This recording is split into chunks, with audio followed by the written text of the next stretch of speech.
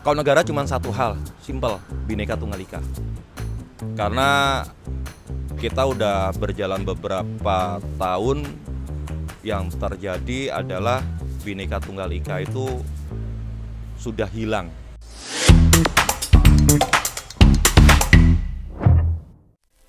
Tahun 2025, ekonomi makin sulit. Harga naik, pengangguran bertambah, dan daya beli turun. Apa yang sebenarnya terjadi?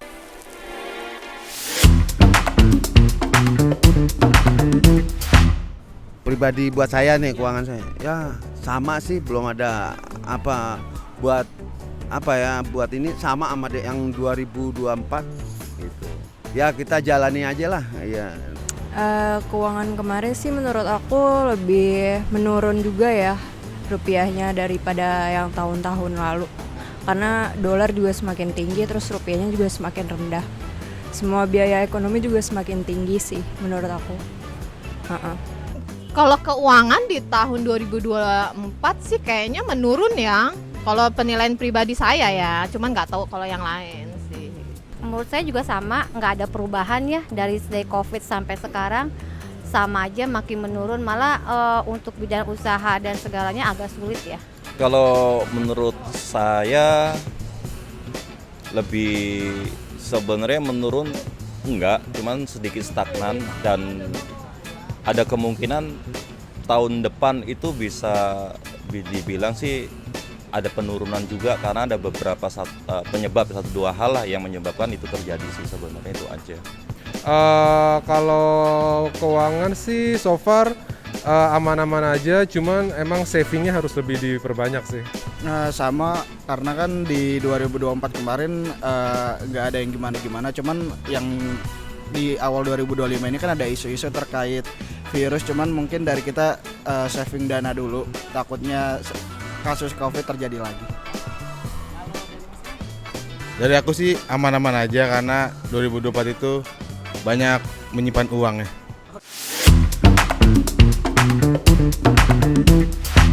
Menurut aku akan lebih naik sih semuanya ekonominya, karena dilihat dari tahun lalu juga semuanya udah naik, mungkin tahun ke tahun yang akan datang akan naik juga. Ya kalau buat kesulitan ya banyak, cuma kita mau teriak gimana? Siapa yang mau nolong? Ya kan di situ. Ya kita jalanin sendiri aja gitu. Ya kita belum tahu ya, kan ini baru berapa bulan. Ya mudah-mudahan sih kepengennya anak bisa antar sekolah lulus, bisa mengangkat derajat orang tua gitu, kepengennya ya istilahnya di situ. Ya kita kan belum tahu juga, itu kan emang yang kuasa lah yang punya ini. Ya tetap kita begini nih usahalah, kemana lagi kita mau usaha lagi, usia juga udah tua. Ekonomi masyarakat harusnya sih kalau yang aku baca-baca di internet, mereka harus lebih prepare persiapan kayak dana darurat, saving dan lain-lain, karena kalau aku lihat sekarang banyak anak muda tuh yang spendnya buat hal-hal nggak penting sih, gitu sih. Sama, terutama buat Gen Z ya, ini terkait dana jangan dipakai buat kopi terus. Udah cukup. Kalau dari kepribadian sendiri, sama melihatnya aman? Harusnya aman sih.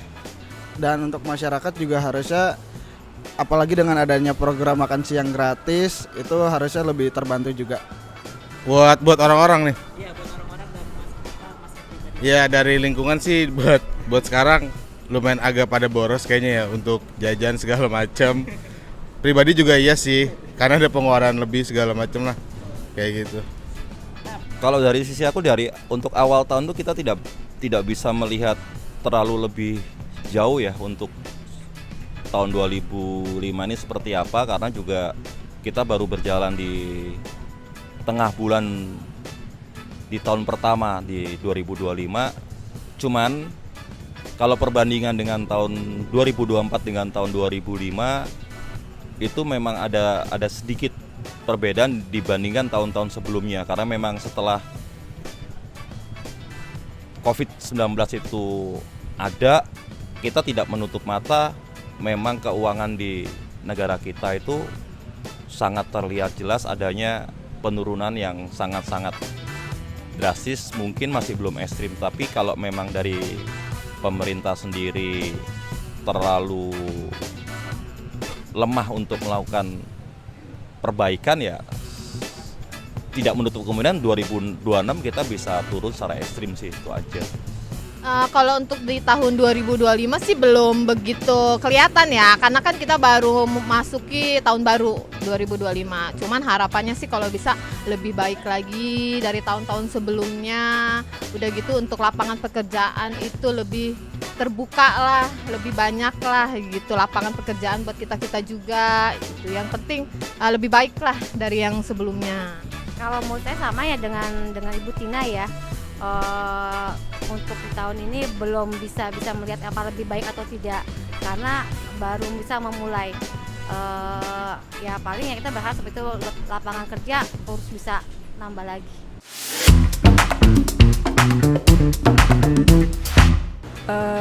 Agak khawatir sih, karena ide-idenya juga pasti akan baru-baru, pola pikirnya juga pasti baru. Untuk fenomena layoff sebenarnya sih emang udah saya lihat dari tahun lalu juga udah lumayan banyak ya, makanya mungkin dia dibanyak-banyakin dana daruratnya aja ya biar lebih aman untuk ke depan. Ya kalau saya karena buat komentar buat orang-orang itu sih sebenarnya kasihan juga. Kita punya saudara, punya keponakan ya, istilah di situ kita ininya. Ya habis gimana? Emang udah jalannya kayak begitu kan? Kita jalan, kita ikutin aja. Tapi pemerintahan sekarang kayaknya bagus gitu aja. Saya bagus seneng lah dengan pemerintahannya Prabowo ini. Bener-bener istilahnya kita orang yang ini bener-bener mau yang korupsi, istilahnya mau dijarah atau apalah kasar dibikin biar jerah gitu. Untuk ke situ sih kalau mungkin ada ya, cuman kalau background saya pribadi emang bidang saya tuh lumayan aman ya, jadi so far enggak ada. Sama, karena dari kita juga satu kerjaan untuk layoff ya seharusnya belum akan terjadi sih, seperti itu. Melihat fenomena sekarang banyak orang-orang layoff, ada komentar? Mungkin ya lumayan sih, karena kan sekarang kan juga ada AI dan sejenisnya, jadi banyak juga SDM yang kena layoff karena perusahaan sekarang pakai AI atau robot atau sejenisnya. Kalau dari Masnya ada tanggapan? Kalau untuk layoff sebenarnya masih aman-aman aja. Masa nggak ada mikir yang gimana-gimana, untuk orang-orang kayaknya harus memperbanyak relasi aja buat sekarang. Itu aja sih. Karena walaupun pengalamannya udah, ya alhamdulillah bersyukur suami walaupun di pandemi kemarin nggak kena PHK. Mungkin ada pendapat yang lain kali yang Kalau PHK itu udah dari COVID yang dulu ya. Untuk sekarang karena COVID sekarang kan masih banyak yang belum bisa nyari pekerjaan ya. Jadi ya untuk PHK untuk sekarang saya nggak bisa komentar karena efek PHK yang COVID itu masih berlanjut sampai sekarang kan. Jadi gitu. Jadi belum bisa memastikan. Nah, makin banyak PHK saya makin terpuruk ekonomi kita jadinya. Kalau kita bicara PHK sebenarnya dari tahun ke tahun tuh sebenarnya pasti ada 1-2 perusahaan yang akan melakukan hal tersebut. Dalam hal ini adalah PHK ya. Cuman memang benar dari COVID-19 itu memang untuk PHK itu secara besar-besarnya memang terjadi. Dan 2023-2024 ini beberapa perusahaan tuh sudah ataupun masih bisa survive. Tapi tetap PHK itu terjadi karena memang perusahaan tersebut tidak bisa bertahan atau tidak bisa survive sih sebenarnya gitu loh. Nah, kalau dari saya pribadi, ya saya bersyukur di tempat saya bekerja itu kita saat ini bukan semakin turun, kita semakin bagus, semakin baik karena kita bergerak di bidang finance dan beberapa nasabah kami juga banyak yang bisa survive untuk itu gitu loh.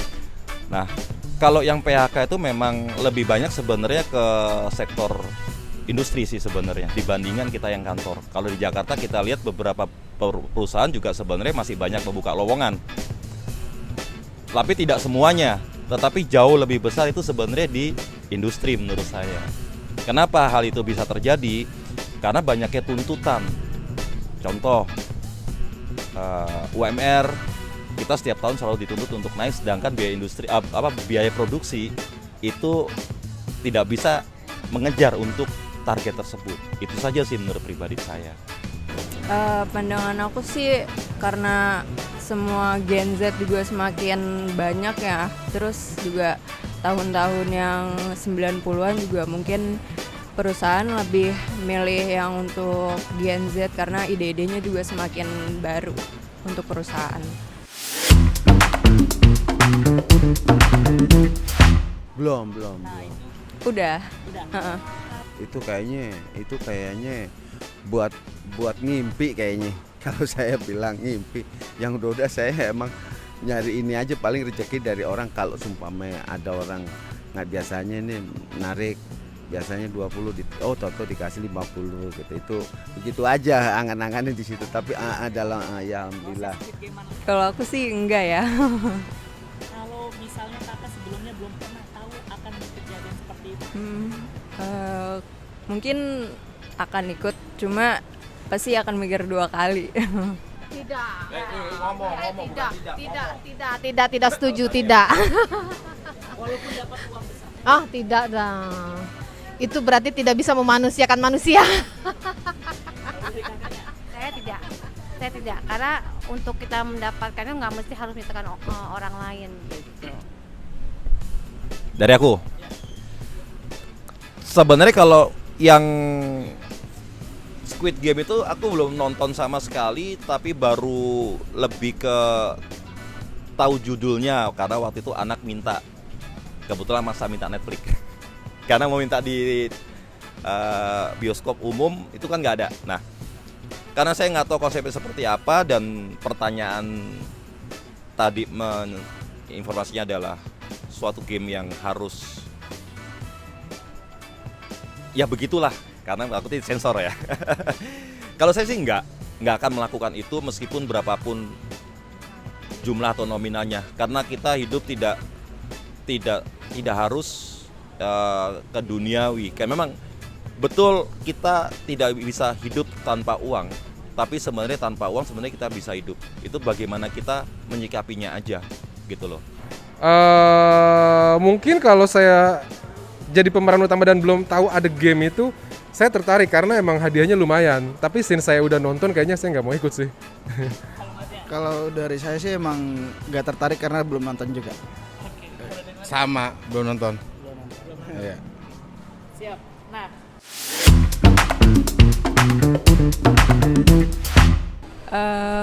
Buat pribadi aku sih pasti akan lebih baik ya untuk kedepannya, terus juga lebih semangat lagi untuk buat jalanin hari-harinya walaupun saingannya juga pasti lebih banyak. Ya pengen perkembangan saya buat saya pengen bagus lah. Ya mudah-mudahan anak yang udah sekolah, saya sekolah ini bisa ntar tahun ini bisa bekerja yang terbaik, itu aja. Untuk negara, kalau negara cuma satu hal, simpel, Bhinneka Tunggal Ika. Karena kita udah berjalan beberapa tahun, yang terjadi adalah Bhinneka Tunggal Ika itu sudah hilang. Harapannya sih ya semoga layoff-nya nggak sebanyak yang diomongin di tahun lalu dan terjadi di tahun lalu. Terus Jakarta lebih baik, in terms of financial juga lebih growth semuanya, semua orang di Jakarta biar lebih aman. Kalau dari aku sih paling harapan di tahun ini jadi pribadi yang lebih baik sama mimpi-mimpi bisa terrealisasi satu persatu. Oke, kalau dari aku sih yang penting sehat-sehat aja udah. Iya, karena sehat lebih penting.